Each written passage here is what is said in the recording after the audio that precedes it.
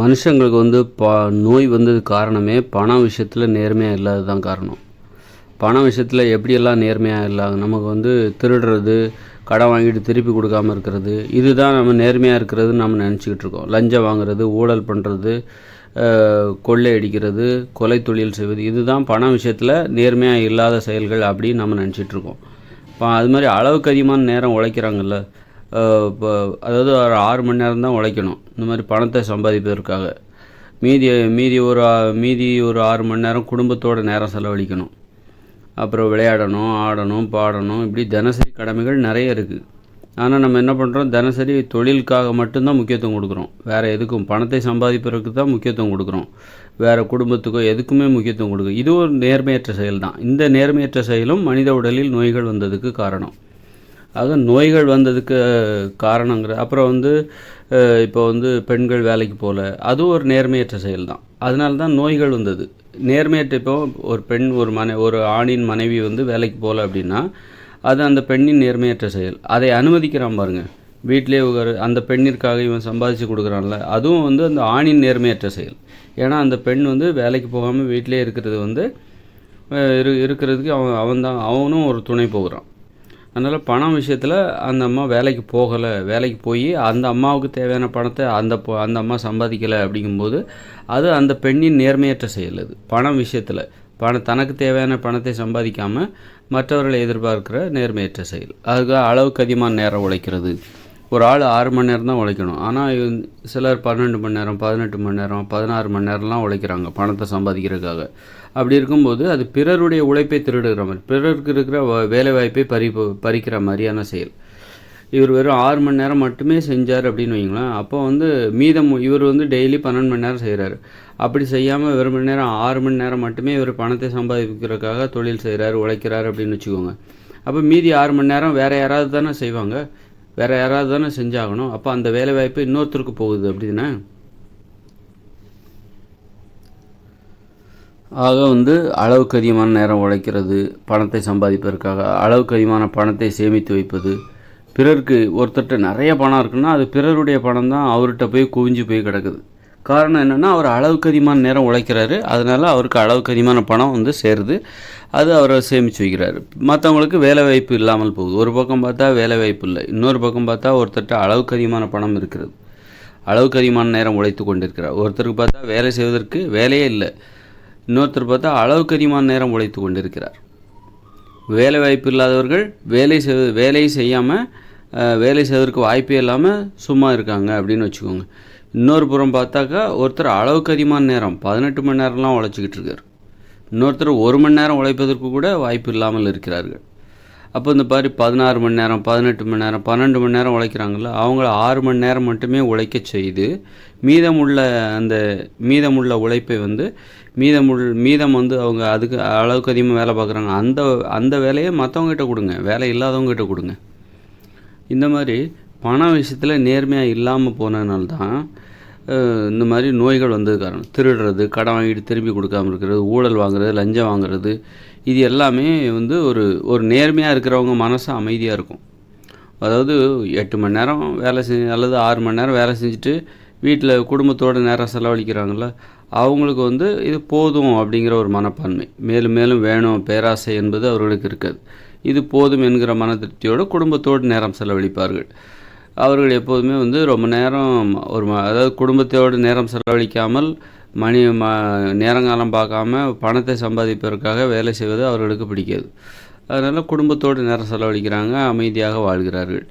இவர்களுக்கு வந்து நோய்கள் என்பது வராது. 8 மணி நேரம் மட்டுமே வேலை செஞ்சுட்டு அல்லது 6 மணி நேரம் மட்டுமே வேலை செஞ்சுட்டு மீதமுள்ள நேரம் குடும்பத்தோடு நேரம் செலவழிப்பது, நல்ல ஓய்வு எடுப்பது, இப்படி இருப்பவர்களுடைய உடலில் நோய் வராது. அதே நேரத்தில் இப்படி இருப்பவர்கள் அவர்களுடைய வீட்டில் பெண்கள் வேலைக்கு போயிருக்கணும். இந்த மாதிரி பண விஷயத்தில் நேர்மையாக இருக்கிறது வந்து ரொம்ப நுட்பமான விஷயம்.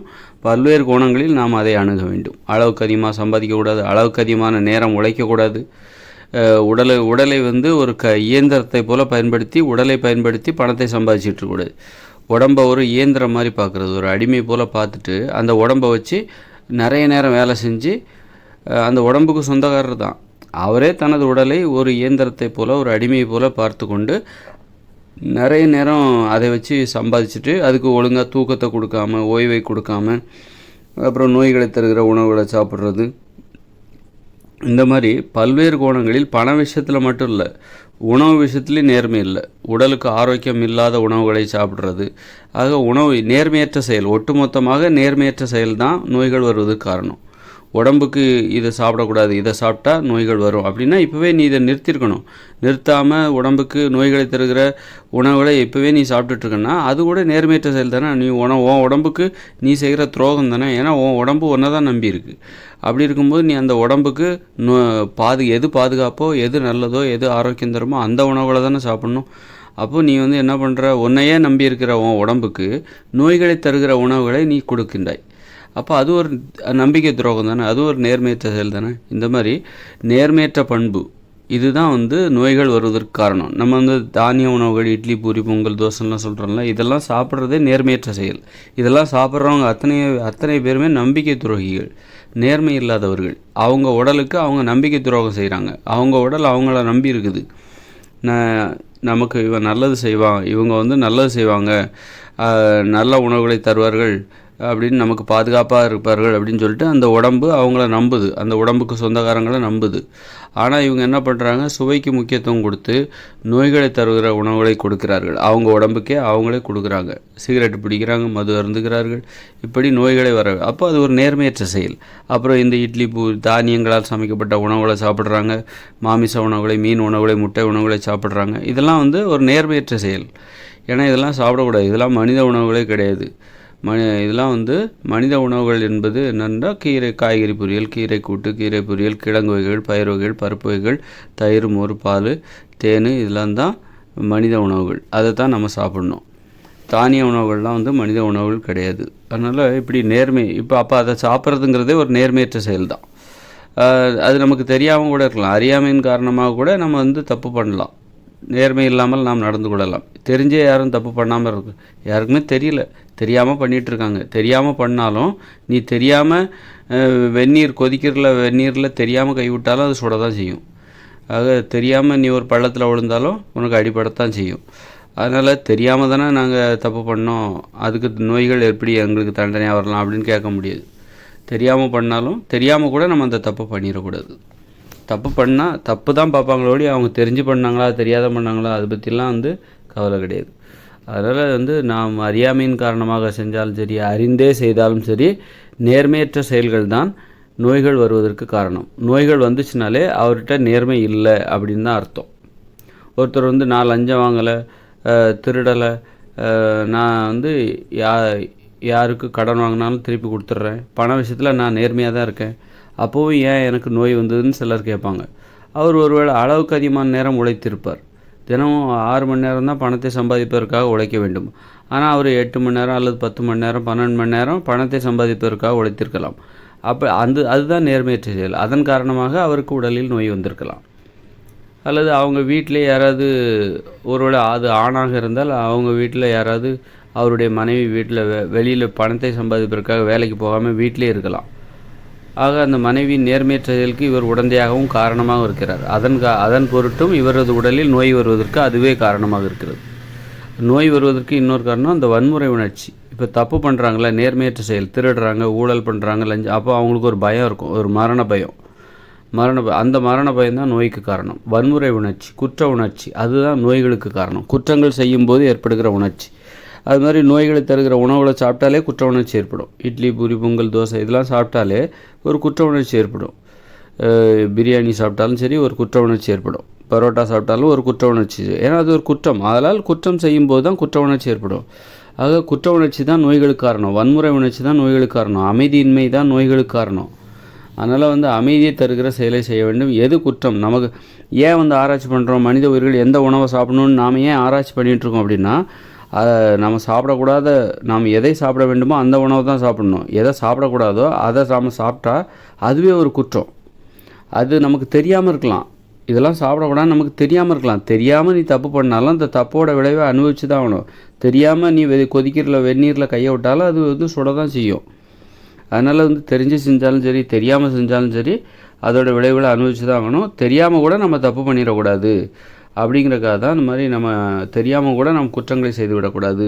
தெரியாமல் கூட நமது உடலுக்கு நாம் வந்து தீங்கு வரவழைத்து விடக்கூடாது, நோய்களை வரவழைக்கிற செயல்களில் நாம் ஈடுபட்டு விடக்கூடாது என்பதாகத்தான் அதன் பொருள். அதுக்காக தான் நம்ம ஆராய்ச்சி பண்ணிகிட்ருக்கோம்.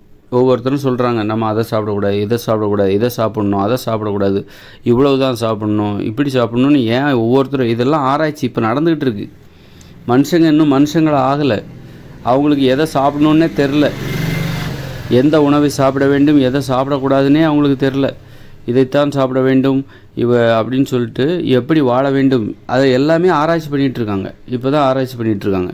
எதை சாப்பிட வேண்டும், மனித உயிர்கள் உண்ண வேண்டிய உணவு எது அப்படின்னு இன்னும் அந்த ஆராய்ச்சி என்பது முழுமையடைகிற காலகட்டத்தில் நாம் வாழ்ந்து கொண்டு இருக்கிறோம்.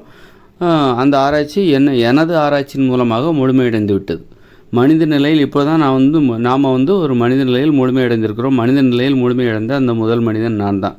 இனிமேல் பிறக்கிற குழந்தைகள்லாம் இனிமேல் அவர்கள் ஒரு 2024 அப்புறம் பிறக்கிற குழந்தைகள் எல்லாம் மனித நிலையில் முழுமையடைந்தவர்களாக அவர்கள் பிறப்பார்கள். பிறவியிலேயே பிறப்பாலே அவர்கள் வருவார்கள்.